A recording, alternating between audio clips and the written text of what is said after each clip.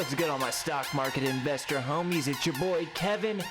Jerome Powell, the chair of the Fed, the one that's been keeping interest rates at all-time lows. He's been pumping up the economy, keeping this economy above sea level. Well, AOC is calling for his head. AOC is calling for Jerome Powell to get fired. We're also going to be talking about the market, new all-time highs, but we saw some weakness at market close. We're going to be talking about cryptocurrencies, the top cryptocurrencies that I am currently watching. They're going nuts. They are going to the moon. So you're going to want to stay tuned. If you're new around here, hit that subscribe button, and everybody go ahead, destroy the like button for me. After the video's over, check out the link in the description for Webull. It's the broker I use. They're giving you 2 free stocks valued up to over $2,000.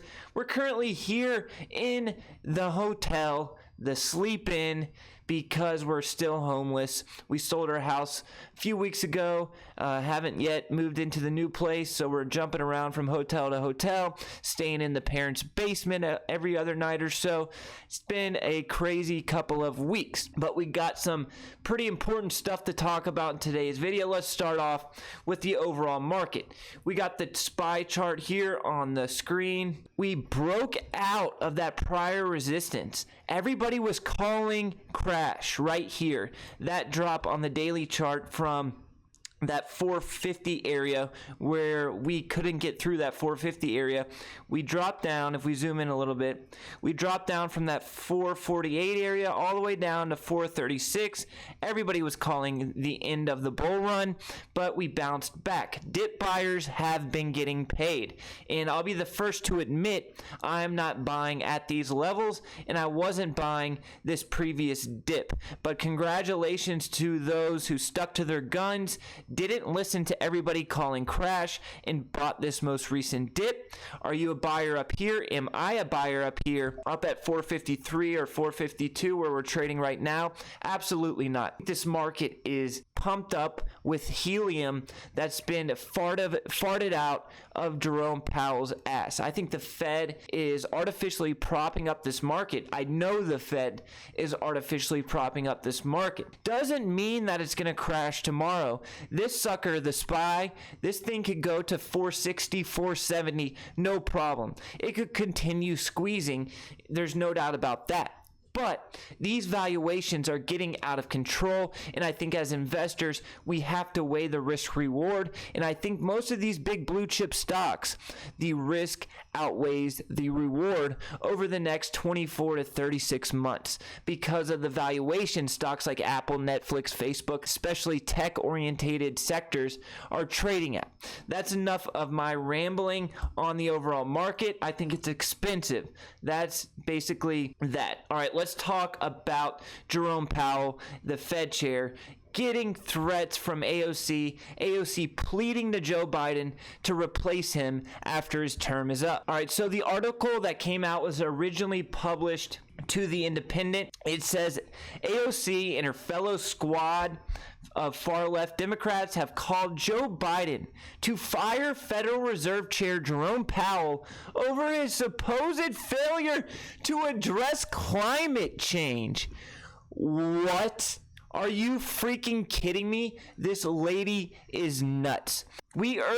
Here's a direct quote from AOC. We urge President Biden to reimagine a Federal Reserve focused on eliminating climate risk and advancing racial and economic justice. Basically, Jerome Powell isn't woke enough for AOC, and she is pleading Joe Biden to replace him when his term is up. Let's think about this. Let's first talk about the climate change. I don't think the Fed chair, his focus should be on climate change.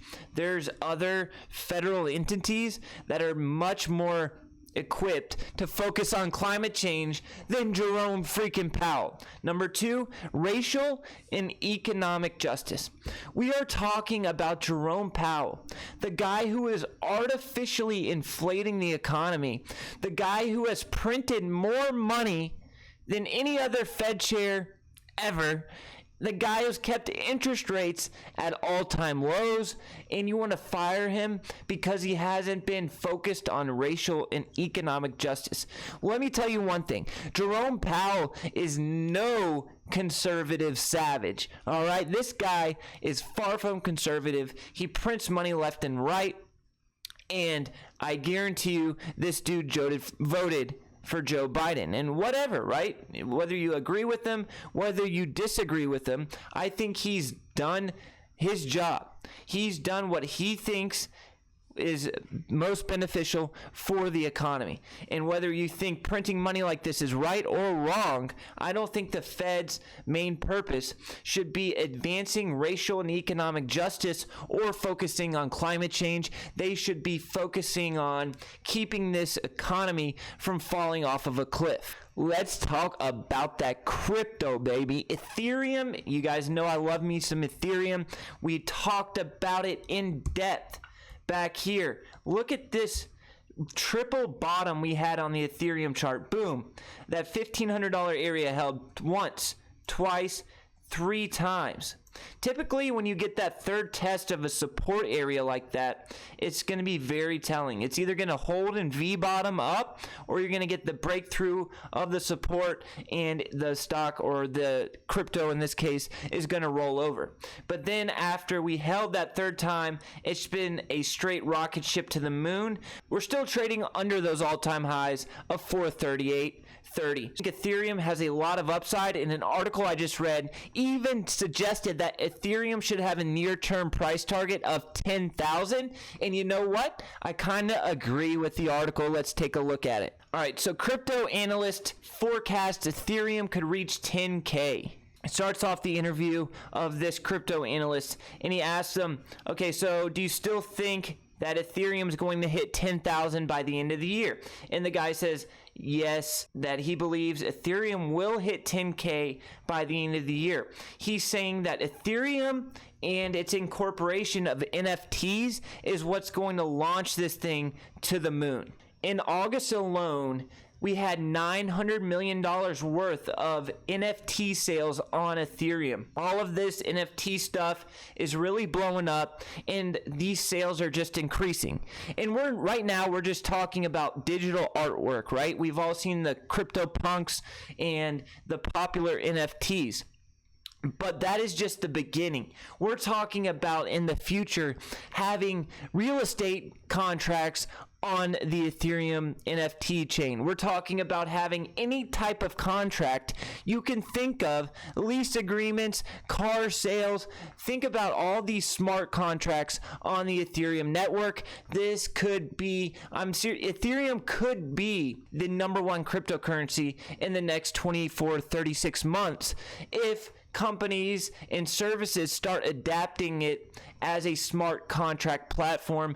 This thing could go to the moon. All right, I want to talk about a stock that I think is undervalued in this expensive market. It's a Chinese stock. We have all seen what's been going on in China with the crackdown on these big Chinese companies. It has investors scared, and that is giving us the opportunity to buy at discounted price points. The rest of the market's at all-time highs, but these Chinese stocks are not anywhere near all-time highs. The stock that we're going to be talking about is XPEV, ticker XPEV. This thing is trading too cheap compared to its peers such as NEO. Look at this thing, hit highs of $74 back here, and it's just been posting monster numbers, but it's sold off from $74, and we're trading at $40 a share today. XPEV's Q2 earnings report was absolutely monster. It was a beast of an ER. Yeah, the stock reacted a little bit favorably and jumped up a little bit, but not much, and has since gave most of that move back. So XPEV reported sales of $583 million for the quarter, just absolutely monster numbers. They also improved guidance. The third quarter, they are expecting to beat earlier expectations and post revenue numbers of $700+ million, significantly higher than what Wall Street initially anticipated. So we have that continued growth. They're already posting monster sales numbers, but yet they're still trading much cheaper than NEO. And this is a neck and neck race. But these two companies are trading at different valuations. XPeng could absolutely, in 3 or 4 years, be the leader in the Chinese EV auto industry. It could absolutely beat out NEO. I'd say the odds are literally neck and neck, 50-50. But we got one trading much cheaper. That has me wanting to invest in XPeng stock. All right, guys, that's going to wrap up this video. Just wanted to touch base, talk about some of the current events going on and around the stock market, and talk about my top stocks, talk about Ethereum and why I still think it's a pretty good deal, even though it's been really strong. I'll catch you guys in the next video. Until next time, deuces.